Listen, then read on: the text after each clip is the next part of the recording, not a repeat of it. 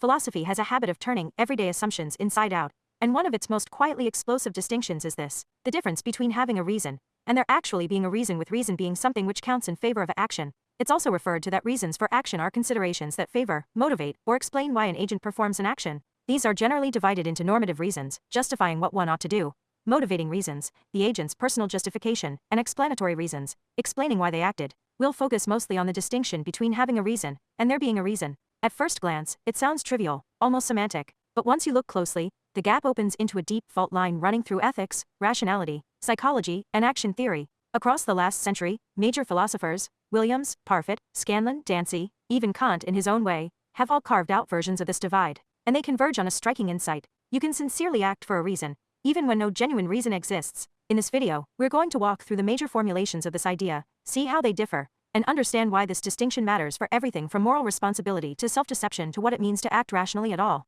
Classic distinction in philosophy: the difference between someone having, or giving, a reason and there actually being a reason. Several philosophers develop this distinction in slightly different ways. 1. Bernard Williams. Motivating reasons versus normative reasons. Williams is probably the clearest and most influential source for the thought: having a reason equals a motivating reason. This is a psychological fact about an agent, their desires, beliefs, intentions, or values. There being a reason equals a normative reason. This is an objective justification for an action, whether or not the agent recognizes it. Example: I drink poison because I believe it's medicine. I have a reason, motivating, but the belief is false. There is no reason, normative, to drink it. Williams emphasized that having a reason depends on one's internal motivational set, while there being a reason need not. 2. Derek Parfit. Apparent reasons versus real reasons. Parfit sharpens the gap even further. Apparent reasons: what seems to count in favor of an action from the agent's perspective. Real reasons: what actually counts in favor of the action, given the facts. Parfit insists that you can act rationally based on apparent reasons even when there are no real reasons at all. So once again, you can have something you treat as a reason, even when there is no reason, in fact. 3.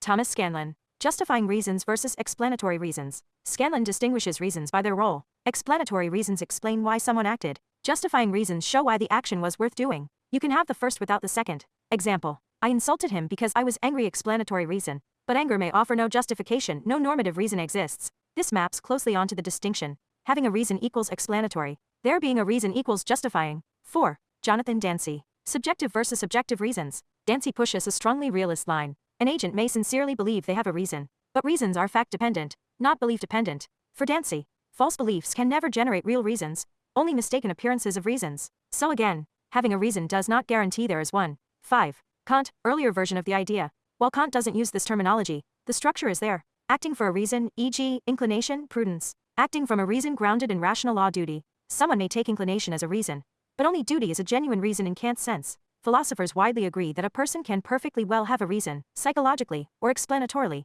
even when there is no genuine reason at all. Let's see how these philosophers may think about reasons in a case. Sleeping person in a burning house. The case is simple. Someone is asleep. Their house is on fire. Do they have a reason to get up and leave? Philosophers use this scenario to expose the gap between having a reason and there being a reason. Each major theory treats the case differently, but they all converge on one insight: a person can fail to have a reason even when a reason exists. Let's break it down by philosopher. 1. Bernard Williams. Motivating reason versus normative reason. Normative reason: the house is burning. This fact counts in favor of leaving, so there is a reason to get out. Motivating reason: the sleeper is unconscious. They have no belief, no desire, no awareness, so they do not have a reason in Williams' sense. Williams' verdict: there is a reason to leave, but the sleeper does not have one because they cannot be motivated by it. 2. Derek Parfit. Apparent reasons versus real reasons. Real reason: the fire is a fact. It gives a genuine reason to escape. Apparent reason: the sleeper has none, because nothing appears to them. They're unconscious. Parfit's verdict: there is a real reason to leave, but the sleeper has no apparent reason because they cannot represent the danger.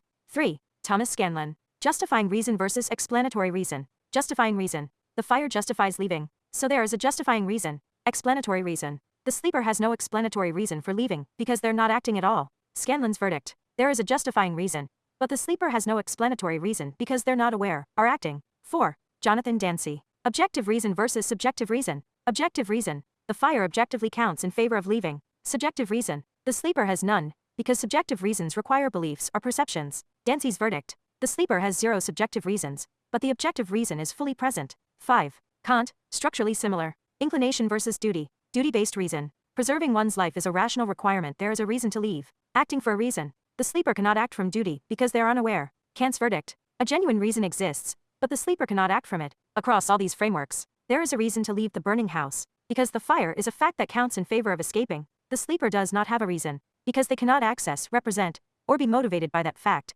This case is a demonstration of the philosophical distinction, reasons that exist versus reasons an agent has. It shows that reasons can be mind-independent. Apprehension is required to have a reason. Rationality depends on access, not just fact awareness versus apprehension in the burning house case. A person is asleep. The house is on fire. The key question, do they have a reason to get up and leave, or is there merely a reason for them to leave? If we use awareness, the answer is simple. They're not aware they don't have a reason. But that's too simple, because humans and animals can respond to reasons without conscious awareness. Pulling your hand from a hot stove, waking up to smoke, flinching at a loud noise, breaking before you consciously register the danger. So the better distinction is, awareness equals conscious representation, apprehension equals being sensitive or responsive to a fact, even subconsciously, and this matters because having a reason is often tied to what the agent can respond to, not what they can articulate. Let's take another case, the cheese moon case. A person says, I hope the moon is made of cheese because I like cheese. Do they have a reason? Is there a reason? How do the philosophers respond? 1. Bernard Williams. Motivating versus normative reasons.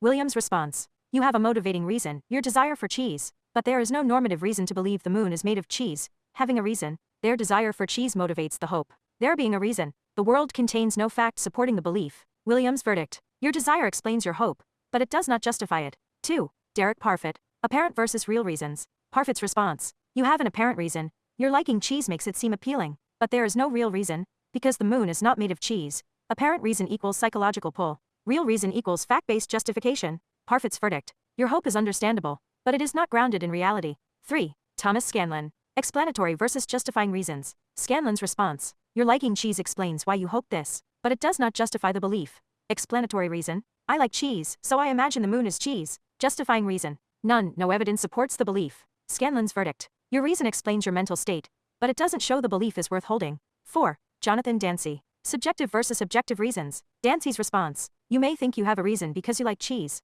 but objective reasons depend on facts, and the facts don't cooperate. Subjective reason. A mistaken appearance of a reason. Objective reason. None, false beliefs cannot generate real reasons. Dancy's verdict. Your cheese desire creates only the illusion of a reason. 5. Kant. Inclination versus rational grounds. Kant's response. Your inclination, liking cheese, leads you to hope for a cheesy moon, but inclination is not a rational ground for belief. Inclination equals personal preference. Reason equals what rational law or evidence supports. Kant's verdict. Your hope is driven by desire, not reason. Takeaway. Across all these philosophers, you do have a psychological reason. You like cheese. There is no genuine, fact-based reason to believe the moon is made of cheese. Your desire explains your hope, but it does not justify it. This case a core distinction. A person can have a reason in their mind, even when no real reason exists in the world. Now let's look at another question while under the same scope. Would the individual have a motivating reason to go to the moon? Not just an action and thought hope, but a normative action. Yes, they would have a motivating reason to go to the moon if their desire for cheese actually motivates them to pursue the trip. A motivating reason is simply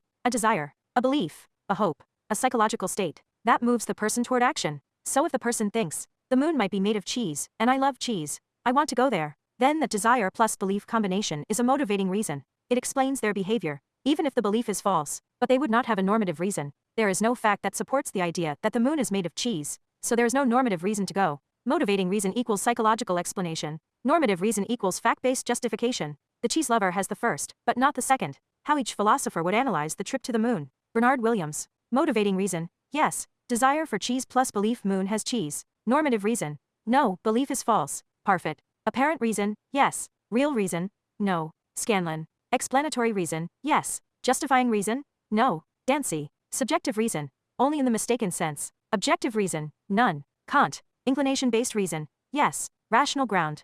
No. The individual does have a motivating reason to go to the moon, because their desire and belief can genuinely move them to act, but they do not have a normative reason, because the world contains no fact that supports their belief. This is the example of, a person can have a reason in their mind even when no real reason exists in the world. Can the same scope also be of the mind and normative? If the person wants their hope confirmed or disproven, do they now have a motivating reason to go to the moon? Can a normative reason just simply be to find the truth of the matter? Yes, now they do. Why? Because the structure of their psychology has changed. Originally, I hope the moon is made of cheese because I like cheese. This expresses a desire, but not a belief that going to the moon will accomplish anything. Now, I want to find out whether my hope is true or false. This introduces a belief about what going to the moon can achieve, and that belief is what generates a motivating reason. Motivating reason equals desire plus belief about how action connects to the world. So now the person has a desire. I want to know whether my hope is true. A belief. Going to the moon will confirm or disconfirm it. That pair does motivate action. How each philosopher analyzes this new case. 1. Bernard Williams. Williams would say,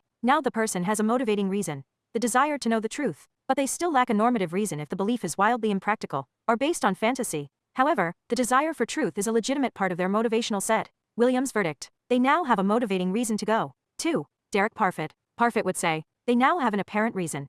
The belief that going will settle the question. Whether it's a real reason depends on whether the belief is true. If going to the moon would confirm or disconfirm the hope, then they have a real reason too. Parfit's verdict. If the action really would settle the question, then they have both an apparent and a real reason. 3. Thomas Scanlon. Scanlon would say, the desire to know the truth explains why they want to go. And if going to the moon really would answer the question, then this is also a justifying reason. Scanlon's verdict. This is now a legitimate explanatory reason, and possibly a justifying one. 4. Jonathan Dancy. Dancy would say, the person now has a subjective reason. They believe the trip will reveal the truth, and if the trip actually would reveal the truth, then they also have an objective reason. Dancy's verdict. This is no longer a mistaken appearance of a reason, it's a genuine one if the facts cooperate. 5. Kant. Kant would say, the desire to know the truth is an inclination, but if the action is rationally connected to discovering the truth, then it can be a rational ground for action. Kant's verdict. This is now a rationally intelligible reason, not just a whim. If the person wants their hope confirmed or disproven, then yes, they now have a motivating reason to go to the moon, because now the structure is desire, to know whether the hope is true. Belief. Going to the moon will answer the question. Action. Go to the moon. This is a classic case where a desire becomes a reason only when paired with a belief about how action connects to the world. Hope alone doesn't motivate. Hope plus desire for truth plus belief about how to get it does. These are cases where the agent apprehends something non-conceptually, pre-reflectively, or subconsciously. So across all these thinkers, Williams' motivating versus normative reasons, Parfit's apparent versus real reasons, Scanlon's explanatory versus justifying reasons, Dancy's subjective versus subjective reasons, and Kant's distinction between inclination and duty, the same pattern keeps reappearing. A person can have a reason in the psychological or explanatory sense, while no genuine, fact-based, normatively weighty reason exists. This isn't just a technical point, it reshapes how we understand rationality, blame, moral disagreement, and even our own inner lives. It forces us to ask, are we acting because something truly counts in favor of what we're doing, or because something merely seems to? And that question changes the depth of how you see every choice you make, and hopefully yourself will find the truth of the matter.